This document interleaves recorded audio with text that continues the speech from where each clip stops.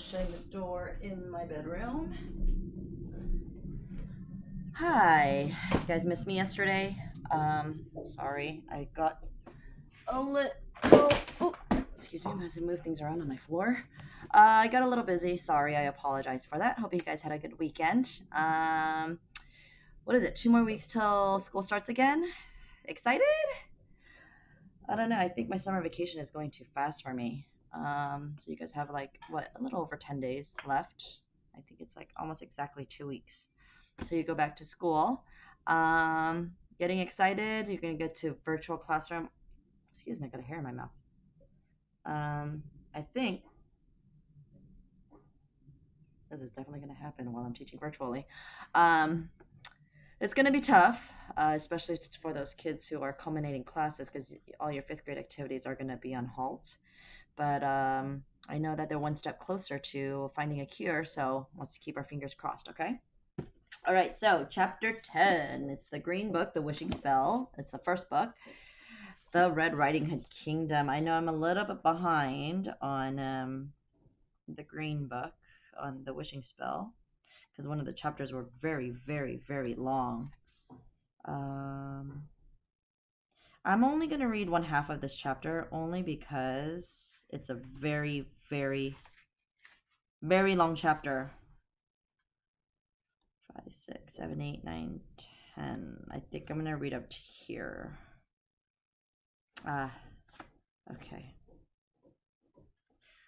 Yes, I'm only going to read like the first 10 pages because it's going to take me 1 hour to finish this chapter. Okay. Chapter 10, The Red Riding Hood Kingdom. Are you guys ready? All right, follow along. Sorry, I just want to make sure that was the first page. The subtle shakes of the pear cart finally rocked Alex and Connor to sleep. If they hadn't been so exhausted from previous restless night and eventful day, the shock of discovering the glass slipper in their possession would have kept them up all night. The next morning, they awoke just as the cart was arriving the northern village it was destined for. The first thing Alex did when she awoke was to make sure the slipper was still in her tight grip as it had been when she'd fallen asleep. She couldn't let go of it. She was afraid that if it wasn't in her hands at all times, it might disappear just as easily as it appeared. The mystery of how it had gotten into her bag was still the most prominent thing on their minds. Do you think it was magic? Connor asked Alex. Maybe the slipper knew we needed it and transported itself into your bag. I've read enough fantasy books to know that that's a possibility, Alex said. And after everything we've been through, I wouldn't be surprised. But the point is, we have it now. It's one less item we have to collect. So let's focus on all our energy into getting a hold of Red Riding Hood's basket. How do you guys think the glass slipper ended up in her backpack? Is it magic? Do you agree with them? Could be magic. Or somebody could have put it in. I don't know. We'll see. I guess we gotta keep reading to find out. She wrapped a blanket around the slipper for safekeeping and stored it in her bag. They didn't want any unwanted attention from carrying it around. I hope Cinderella or Lambton don't send soldiers after us once they realize it's gone, Connor said.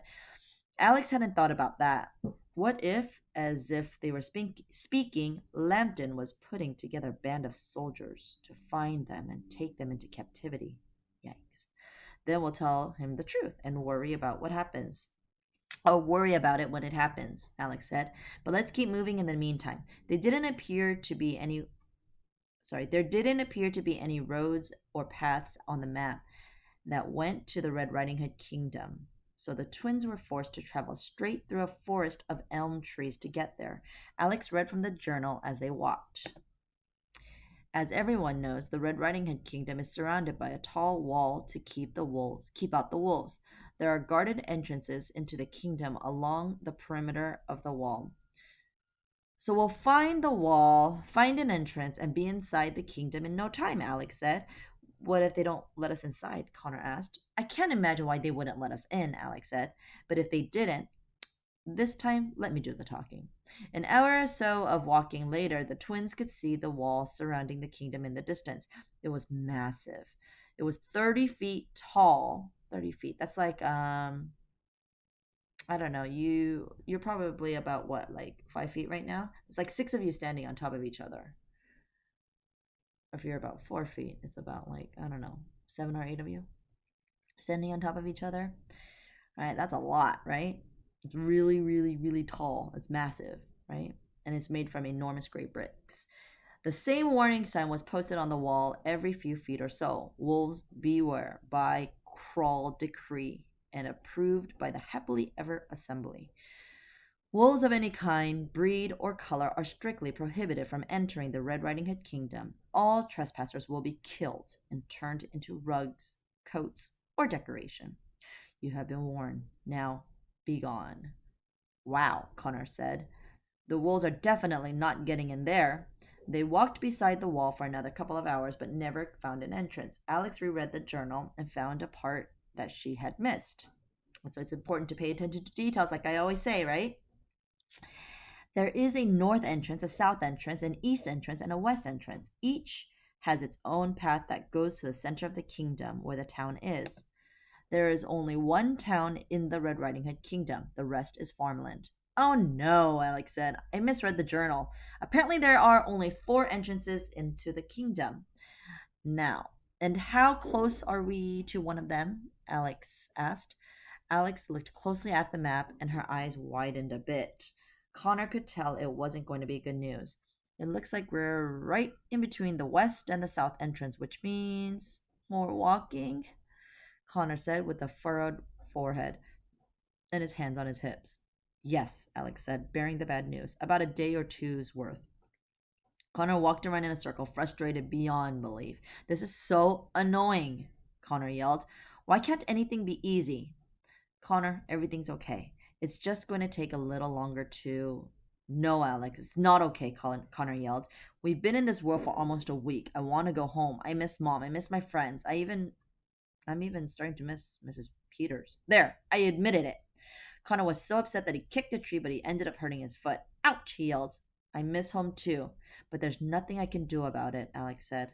We'll get home when we get home, and that's that. But in the meantime, it doesn't do us any good to be angry. We just have to get through it.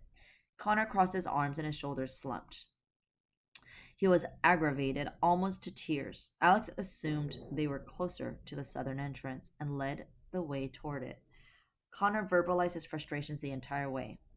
I miss pavement and sidewalks, Connor ranted. I miss our crappy rental house. I miss our neighborhood. I miss that dog down the street that barks constantly through the night. I miss homework.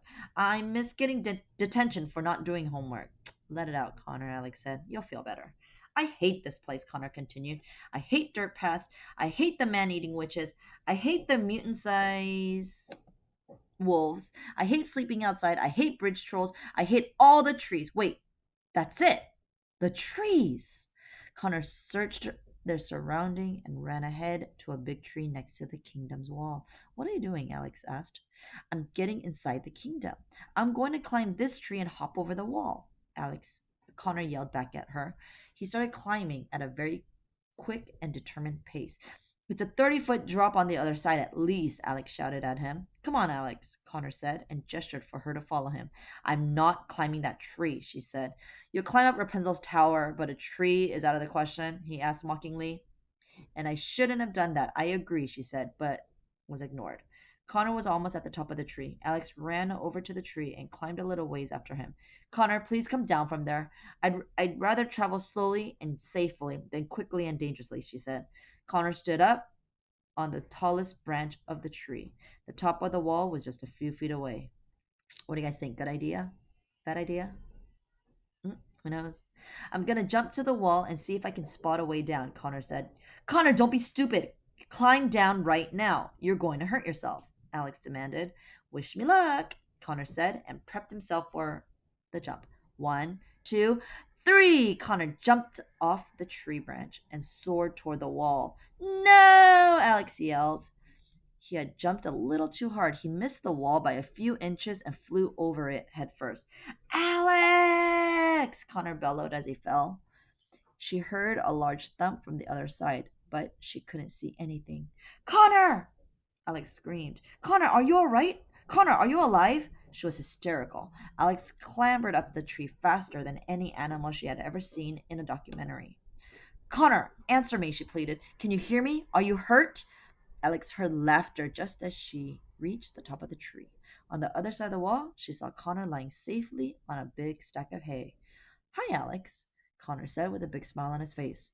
Connor, you scared me to death, Alex shouted. I know, it's so entertaining, Connor said. Do you really think I would have jumped if I didn't see anything to land on? I'm glad you're alive, so I can kill you myself, Alex said. Jump over, it's a soft landing, I promise, he said. Fine, Alex said. She carefully tossed him her bag before jumping over the fence. Connor was right, the landing was soft. They were covered in hay, and they brushed it off each other. Take a look at this place, Alex said, as she and Connor journeyed into the Red Riding Hood kingdom. They felt as if they had entered another dimension all over again. There were rolling hills of farmland. Sorry. There were rolling hills of farmland for as far as they could see. Cows and sheep were grazing across the fields. Shepherds and curved staffs and shepherdesses in large bonnets attended to the animals with their dogs. Everything's so peaceful here, Alex said. I feel like I'm in a nursery rhyme. They must be bored out of their minds, Connor said. I wonder whose land this is, Alex said. A few moments later, Alex got her answer. They passed a big wooden sign stuck into the ground that said Bo Peep Family Farms. The scenery was so pleasant that the time went by fairly fast.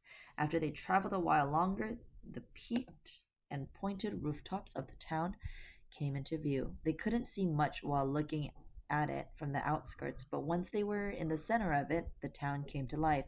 How adorable! Alex squealed at the first sight of the town. It was so dainty and picturesque that they felt like they were in a theme park. It was filled with tiny cottage homes and shops made of bricks or stone walls and hay roofs. I kind of imagine like Universal Studios at the Harry Potter land. The little shops and stuff. That's what I imagine. A bell in the steeple of an old schoolhouse rang. Many staff carrying men and bonnet wearing women, like the ones they had seen in the fields, walked about the town pulling goats and sheep along with them. Among the many stores and shops were the Henny Penny Bank, Jack Horner's pie shop, and a patty cake bakery. The shoe inn, just adjacent to the main town, was a boot of gigantic proportions turned into a working hotel. In the very center of the town was a grassy park that hosted several memorials and monuments. Alex was doing mental backflips at the sight of each of them. A small brick wall that stood by itself had a golden plaque on it that said, Sir Humpty Dumpty's Wall. You were a good egg and shall be missed by more than just the king's horses and men. Rest in pieces. Ha ha ha. Hear the pun there? Rest in pieces. Just past Humpty Dumpty's wall was a small hill with a well on top of it. A sign pointing to the hill said Jack and Jill Hill. In the middle of the park was a circular fountain. A statue of a young shepherd boy stood in the center of it, and water poured from the mouths of the sheep that were under him. The carved dedication of the fountain read, In memory of the boy who cried wolf, you were a liar, but you were loved. The twins were so enthralled by everything that they were getting strange looks from the villagers and townspeople. This place reminds me of that miniature golf course in town, Connor said. Not the one by us, but the really legit one across town where all the rich kids live. At the edge of town, with the best view of the park, was Red Riding Hood's castle. The castle had four tall towers that could be seen from anywhere in town.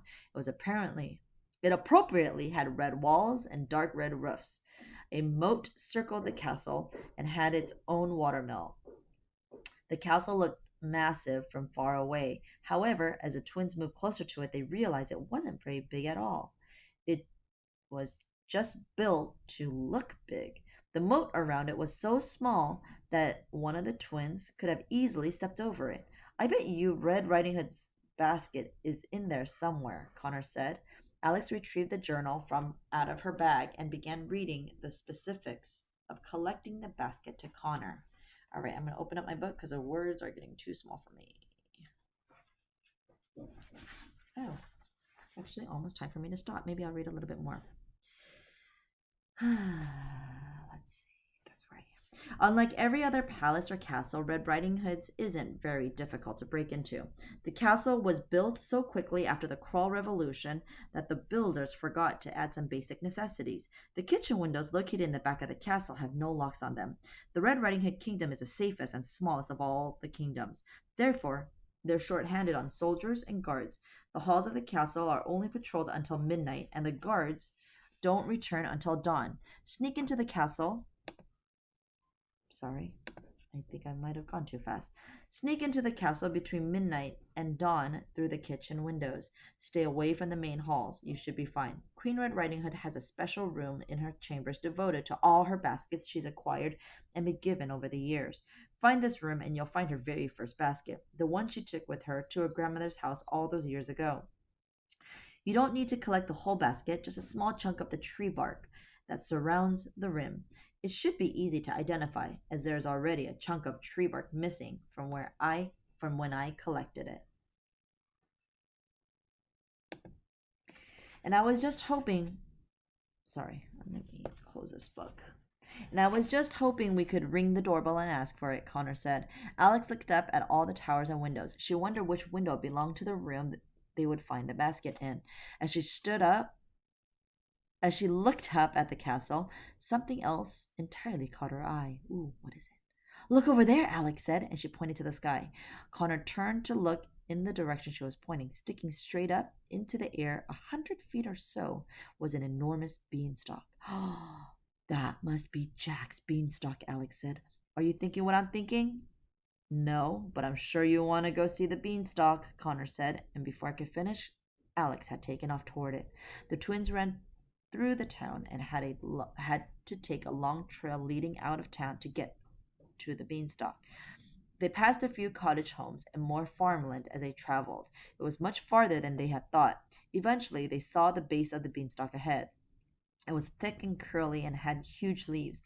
It grew right next to an old, decrepit shack that was only large enough to have one room inside of it. A little ways behind the beanstalk had a shack, and the shack was a oh, sorry. A little ways behind the beanstalk, and the shack was a large, elegant manor with yellow bricks and enough chimneys and windows to hold a dozen rooms. Which one of those is Jack's house? Connor asked as they approached the beanstalk. Alex looked at it for a moment until she figured it out. The shack must be where Jack lived with his mother when they were poor. And then after he defeated the giant, they became rich and must have built a new home just behind it, she said happily. They're both his. Connor shrugged. He had no reason to doubt her guess. Look how tall it is, Alex said once they reached the base of the beanstalk. It would take a lot of bravery to climb that. Just then they heard a door slam, and a man came out of the manor. He was young and tall with short hair. Who do you guys think it is? Could it be Jack? And broad shoulders. He was very good looking, but he wore a subdued expression. He carried an axe and a log. Look, Alex, Connor whispered. Do you think that's Jack? I don't know, she whispered back. Let's ask him. The man set the log on the chopping block in the front yard and began chopping the log into small pieces. Hi there, said Alex, being extra friendly. Hello, said the man, never looking up from chopping. Are you Jack? Connor asked him. Yup, the man said. Do you need something? No, we're just traveling around, Alex said. We saw your beanstalk from all the way in town and wanted to get a closer look. Many people do, Jack said. I have to chop it down once a week because it grows so fast. His expression barely changed as he chopped the wood. Was he just accustomed to random people approaching his home in Beanstalk, and he'd become numb to it? You have a lovely home, Alex said. Except for that eyesore in the front, Connor said, and nodded toward the shack behind him. Connor, be polite, Alex said. I've turned it into a workshop, Jack told him. He finished chopping the wood, collecting the pieces in his hands, went into the shack, and slammed the door behind him. Well, someone isn't much of a conversationalist, Connor said. I wonder what's wrong with him. He seems so different, Alex said. Have you met before? Connor asked. Sometimes he wondered if she'd forgotten that day they were from another world.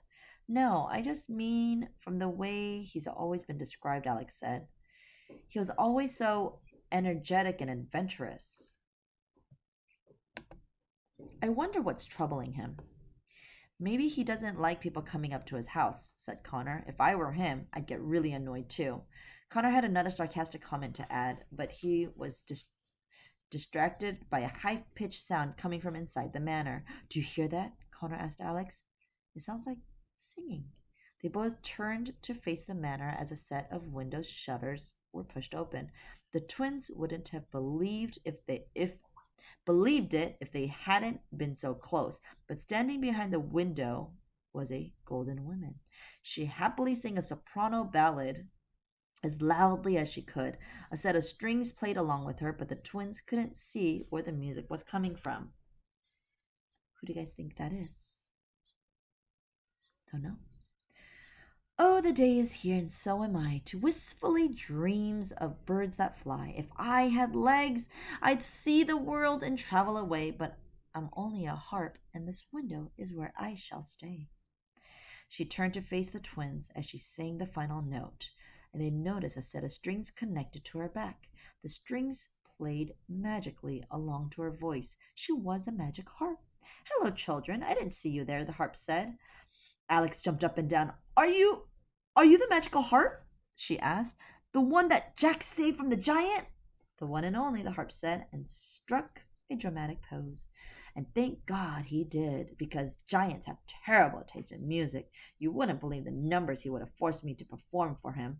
All the lyrics were about eating sheeps and stepping on villagers. Would you like me to sing for you? No thanks, Connor said. Excuse me. I'm going to continue reading tomorrow. So, I'll see you guys tomorrow. Take care, be safe, and don't forget to smash that like button. And I bet you Emerson's joined in here somewhere a little later. All right, I'll see you guys later.